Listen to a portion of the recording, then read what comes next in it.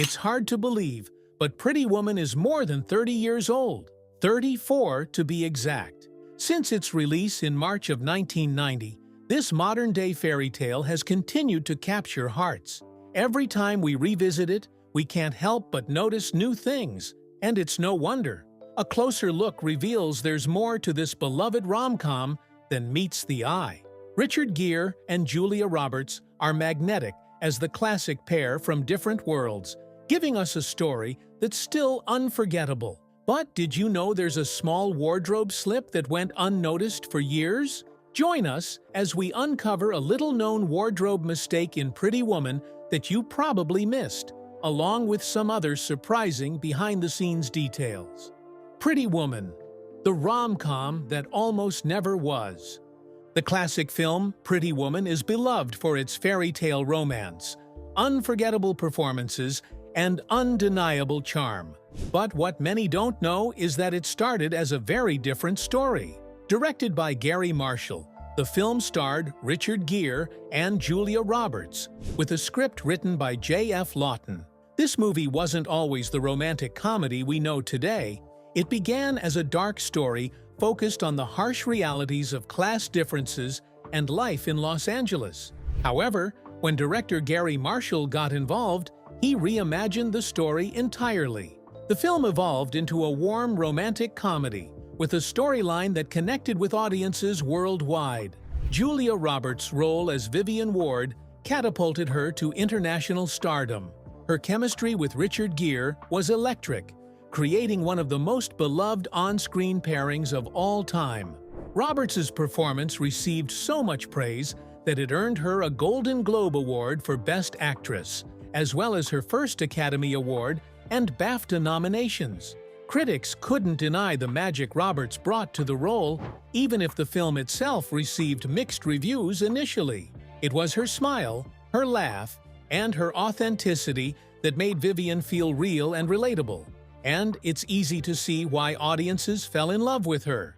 But there's more to this film than its main stars. Pretty Woman also featured talents like Hector Elizondo, Laura San Giacomo, Ralph Bellamy in his final film role, and Jason Alexander. Together, this cast helped shape the film's dynamic feel, adding depth and warmth to the story. But there's another fun fact. The title Pretty Woman was inspired by Roy Orbison's 1964 song, Oh, Pretty Woman, which is now inseparable from the movie's legacy. Speaking of which, the film's success was phenomenal. It wasn't just a hit, it was the highest-grossing romantic comedy in the U.S. at the time, selling over 42 million tickets. According to Box Office Mojo, Pretty Woman remains one of the top romantic comedies ever, slightly ahead of My Big Fat Greek Wedding.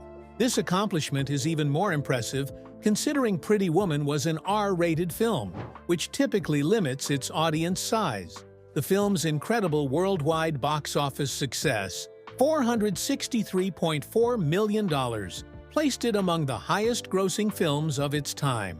It held the record as Disney's highest-grossing R-rated release for 34 years, only being surpassed in 2024. This movie didn't just achieve box office fame, it also transformed the lives of its cast, especially Julia Roberts. Pretty Woman made Roberts a household name and opened doors for her in Hollywood.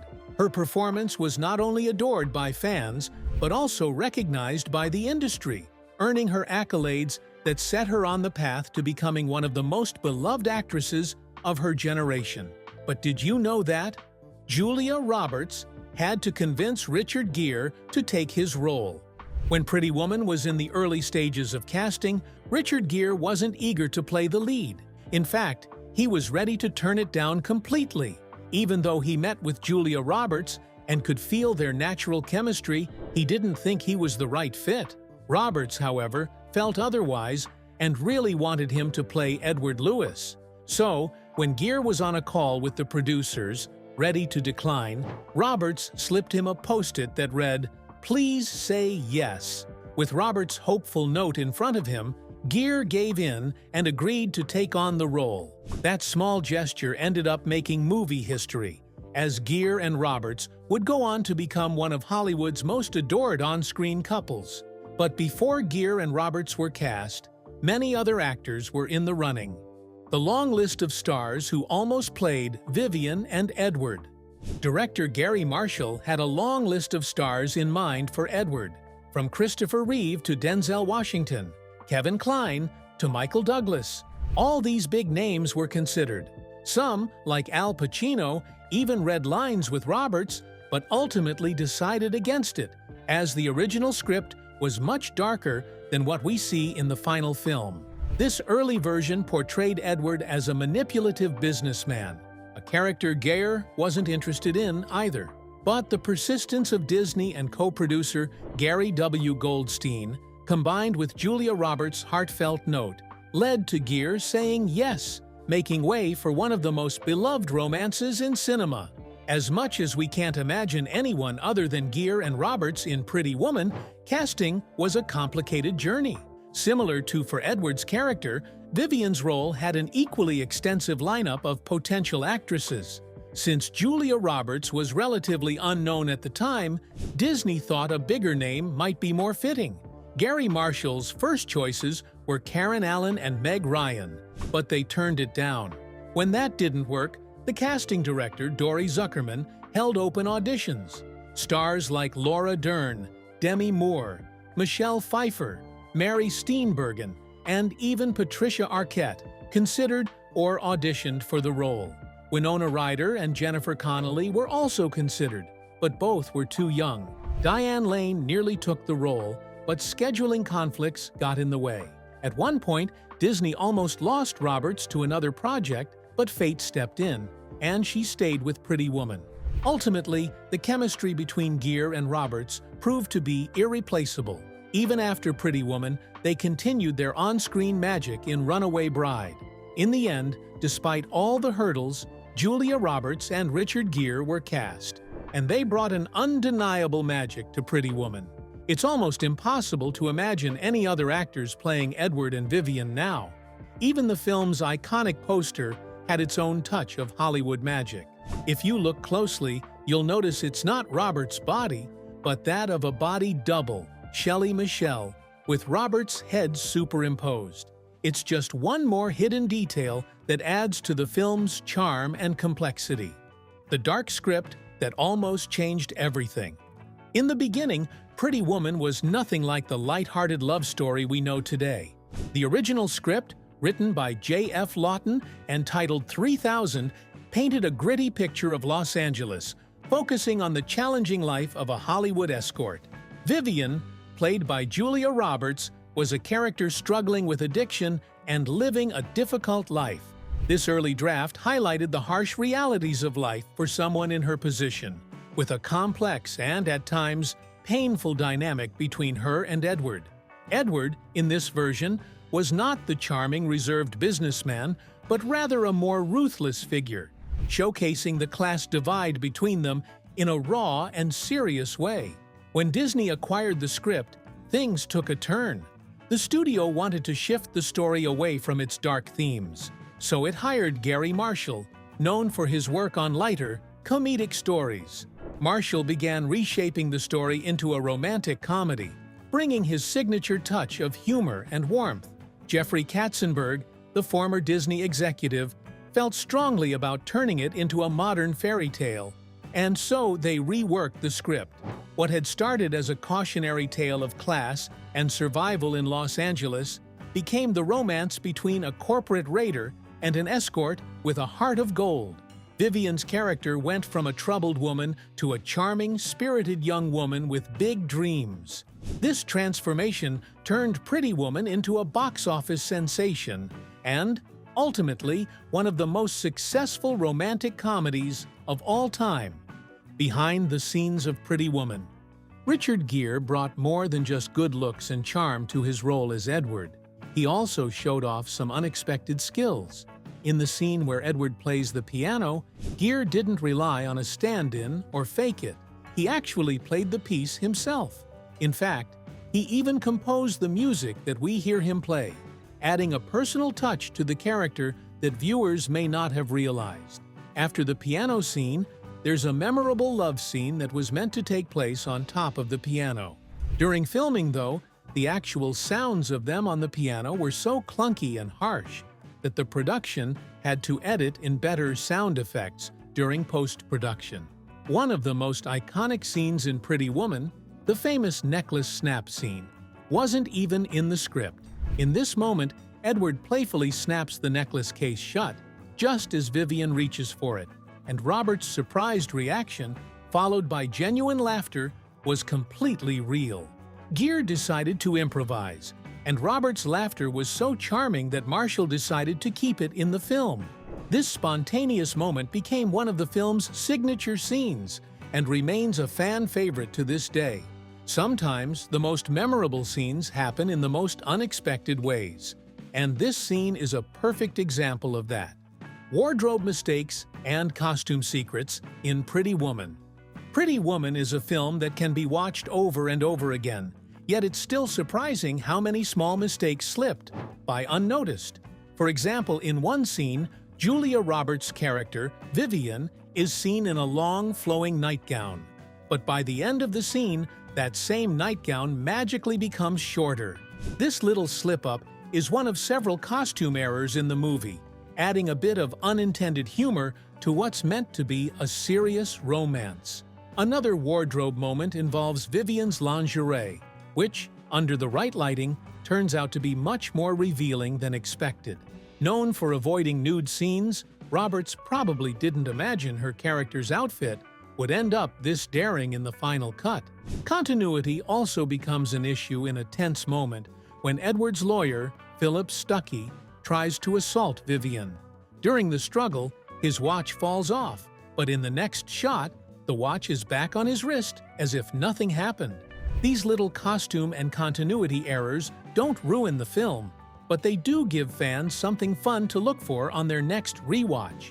Edward's iconic tie and the obscene shopping spree. Richard Gere's wardrobe in Pretty Woman was a color-coordinated masterpiece, thanks to costume designer Marilyn Vance. Gere's suits in shades of brown, navy, and blue-gray perfectly fit his sophisticated businessman character. But then there's his tie. Yes, the one Julia Roberts' character snatches from the store employee. Although it looks luxurious, it was actually a $48 tie that Vance picked up from a shop in Los Angeles. Throughout the movie, this modest tie even gets its own bit of fame, showing up in various scenes. However, sharp-eyed viewers might notice that the knot mysteriously changes between shots.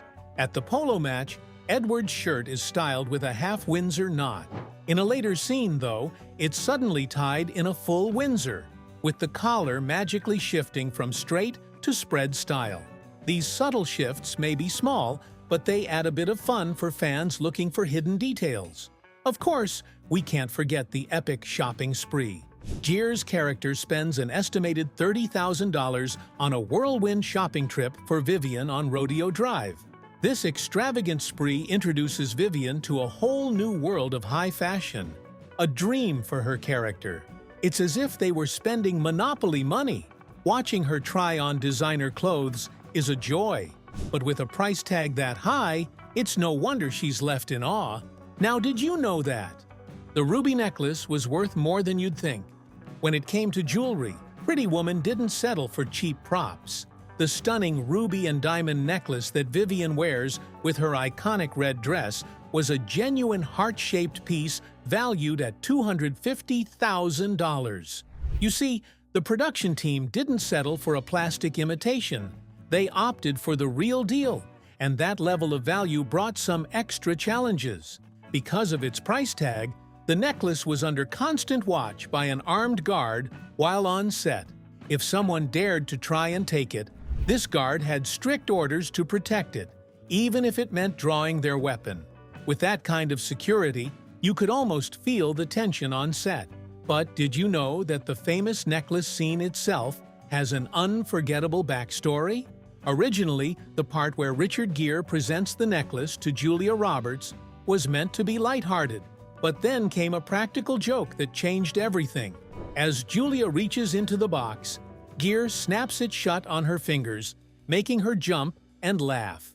Director Gary Marshall had this little prank in mind to bring energy to the scene. As he explained, "Richard, you gotta wake her up a little. When she reaches for the box, slam it." Marshall added, "It was a soft box. I would never hurt her." What began as a gag ended up becoming a defining moment for the film. Roberts' laugh was so genuine and charming that it stayed in the final cut, adding to the scene's romantic magic. It's no wonder this impromptu moment became one of Pretty Woman's most memorable scenes, capturing both characters' personalities and bringing a sense of realness to their connection. So, not only did this gorgeous accessory add an air of luxury to the film, but it also added a touch of tension behind the scenes. Speaking of which, another interesting fact about the film's soundtrack involves one of the most memorable songs, "It Must Have Been Love." Originally a Christmas song, it was offered by Roxette's Per Gessel when the production needed a song to fit a key emotional moment. Gary Marshall loved the song so much that he went out of his way to re-edit parts of the film, just to make it fit.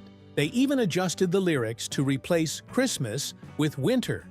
Leave the winter on the ground, turning it into a timeless track that fits the movie's storyline. For the music and jewelry alike, Pretty Woman truly went above and beyond to keep things polished and memorable. A character Gere couldn't connect with. Richard Gere's portrayal of Edward Lewis in Pretty Woman became one of his most iconic roles, but he hasn't always felt positive about it. While the film boosted his career and became a beloved classic, Gere has expressed his reservations about Edward's character. At a film festival in Venice, he candidly described Edward as criminally underwritten, adding, "Basically, he's just a suit and a good haircut."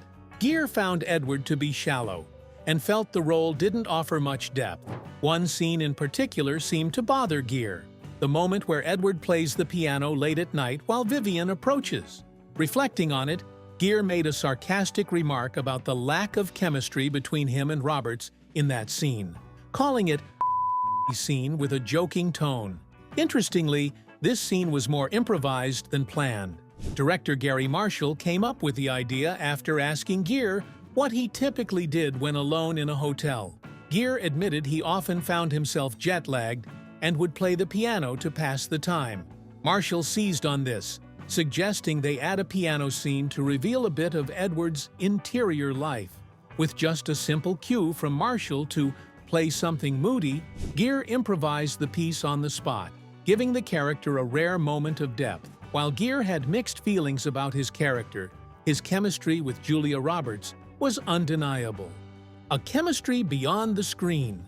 The sparks between Gere and Roberts weren't just limited to their scenes together. They formed a genuine connection off-screen too. In a 2017 interview, Gere shared that he and Roberts still talk all the time. And, back when Pretty Woman was being filmed, they would often chat 3 or 4 times a day. He even described their first encounter as love at first sight, in a friendly, platonic way, saying, "Yeah, we loved each other immediately. So, it was a nice thing." Speaking of which, director Gary Marshall noticed this instant connection as well. During their first meeting, he left the room briefly, giving the two actors a chance to talk. When he returned, he saw Gere and Roberts standing together at the end of the hall, just looking at each other. Marshall was struck by the chemistry between them, even though they had only just met. He later shared, "I thought, look at that chemistry. They don't know each other, and yet they're doing great." This genuine connection added to the film's magic, creating an on-screen partnership that fans would continue to adore for years. Al Pacino's Missed Chance and An Unexpected Pancake. Before Richard Gere was cast as Edward, Al Pacino was reportedly considered for the role. Pacino even went as far as reading lines with Julia Roberts, but ultimately, he decided to pass on it. Although he enjoyed the script, Pacino never revealed why he declined the role. Looking back, he has only good things to say about Roberts, who was still an unknown actress at the time. Pacino shared, "You could tell at the reading, this is going to be good. And this girl was phenomenal. He even asked Gary Marshall, "Where did you get this girl?" It was clear to Pacino that Roberts was special and that Pretty Woman would be a hit, but he still decided to walk away. Now, let's talk about the infamous croissant to pancake scene. In a memorable breakfast scene, Vivian starts by nibbling on a croissant. But, in the blink of an eye, her croissant mysteriously turns into a pancake. Director Gary Marshall explained that he preferred Julia's performance in later takes, where she happened to be eating a pancake instead. So, he chose to keep the footage, which led to an unintentional continuity error. The scene contains a continuity mistake, as the bite marks on the pancake don't match between shots. And it's definitely not the same pancake. This quirky blooper only adds to the charm of the film, leaving fans with a classic "How did that happen?" moment to enjoy. Iconic dresses and Marilyn Vance's style magic. One of the most memorable elements of Pretty Woman is its unforgettable fashion, especially Vivian's red gown. Costume designer Marilyn Vance created this striking dress for the scene where Vivian accompanies Edward to the opera, symbolizing her transformation and empowerment. Vogue praised the gown as eye-catching, incredibly without losing an ounce of elegance, and it's easy to see why. This red dress is more than just a costume. It's a symbol of Vivian's journey and growth throughout the film. Marilyn Vance didn't stop with the red dress. She crafted 6 unique looks for Vivian, each highlighting different parts of her character's personality. Another unforgettable outfit is the brown and white polka dot dress Vivian wears to the horse races. This elegant dress was made from vintage silk that Vance found in a small antique fabric shop in Los Angeles. And to top it off, Vivian's shoes for this outfit were by none other than Chanel. The costumes in Pretty Woman weren't just clothes, they helped tell Vivian's story. Through her designs, Marilyn Vance made sure that each outfit reflected Vivian's transformation, taking her from an LA streetwalker to someone who could walk confidently among the elite. And, of course, Vance didn't ignore Edward's style either. Richard Gere's polished looks added to the movie's sophistication, balancing Vivian's glamorous outfits. Together, the costumes added a rich visual element that continues to inspire viewers, proving that wardrobe can be just as powerful as the story itself. Vanishing money, mysterious shoes, and colorful condoms. Not all movie mistakes are as sweet as the necklace prank. Pretty Woman has a few curious continuity errors that eagle-eyed fans love to catch. One involves Edward's shoes. After the opera, they have a romantic scene in the park where Vivian takes off Edward's shoes. But as Edward lies down, they magically reappear on his feet. Whether this was an editing slip or a bit of movie magic, it's a blink-and-you'll-miss-it detail that adds to the film's fun. There's also the little mystery involving Vivian's boots and her $100 bill. When Edward hands her the money in the penthouse suite, she slips it into her boot for safekeeping. Later, however, when she takes off her boots to enjoy some room service champagne, the cash is nowhere to be found. Did it disappear into a hidden compartment? Or maybe Vivian's boots have some serious secrets. It's one of those quirks that leaves fans guessing each time they watch. Then we have the colorful condom scene. At one point, Vivian offers Edward a choice of colorful condoms, neatly arranged in a row. But in the very next shot, they're all out of order. The quirky color switch-up goes by quickly, but it's another one of those hidden continuity gaffes that only add to Pretty Woman's charm. Food swaps, tie tricks, and time jumps. While Pretty Woman has many memorable scenes, it also has a fair share of continuity mistakes. One of the most famous errors involves Vivian's breakfast. In the morning after her first night at the hotel, she's enjoying a croissant while chatting with Edward. But in the next shot, her croissant has mysteriously turned into a pancake. Even stranger, the pancake goes from being half-eaten to looking untouched between shots. Another funny slip-up happens when Vivian is relaxing and watching I Love Lucy. She playfully undoes Edward's tie, but in the very next shot, the tie is done up again, only to magically come undone a moment later. Another noticeable error involves the time of day. In one scene, Vivian and Edward are talking in the hotel room. Edward is inside and Vivian is outside. It starts out as daytime, but in the blink of an eye, it's suddenly evening. And let's not forget the iconic polo match scene. When Edward's lawyer, Philip Stuckey, loses his watch in a scuffle, it reappears on his wrist only to disappear again moments later. These small but quirky errors give fans something to laugh about and make each viewing a bit more entertaining. Bumpy car rides and vanishing props. Continuity slips seem to follow Edward and Vivian wherever they go, especially when they're in the car. For example, when Edward and Vivian first meet, she takes control of the car, fastens her seatbelt, and asks Edward to do the same. But in the very next shot, her seatbelt is off, only to reappear later. In another scene, Vivian takes over driving, and the car's aerial, the metal antenna on the front left, keeps changing position. It's down in one shot, up in the next, and down again moments later. Little details like this keep fans guessing with each rewatch. There are other fun prop tricks as well. During an important business meeting with Mr. Morse, Vivian and Edward are served ice cream in fancy goblets. The waiters clear them away, but when they get up to leave, the goblets are mysteriously back. And just before Vivian meets her friend Kit at the Blue Banana, Edward is shown wearing a suit without a vest in the car. But when he steps out, he's suddenly wearing a vest. Then there's the memorable scene when Edward calls the front desk to ask for Vivian. When he picks up the phone, his briefcase is in his right hand and he uses his left hand to dial. But when he reaches for the briefcase again, it's already on the counter without him ever placing it there. These small details don't disrupt the storyline, but they definitely make for some fun discoveries. Speaking of which, one of the film's biggest bloopers happens when Edward picks Vivian up at the hotel. Hotel mishaps and magical wardrobes. When Edward first arrives, Vivian is wearing a particular outfit, but in the next shot, her clothes have magically rearranged themselves, and her arms have shifted positions. Another funny moment happens after Vivian takes a long, relaxing bath. She jumps on the bed in excitement, shouting $3,000.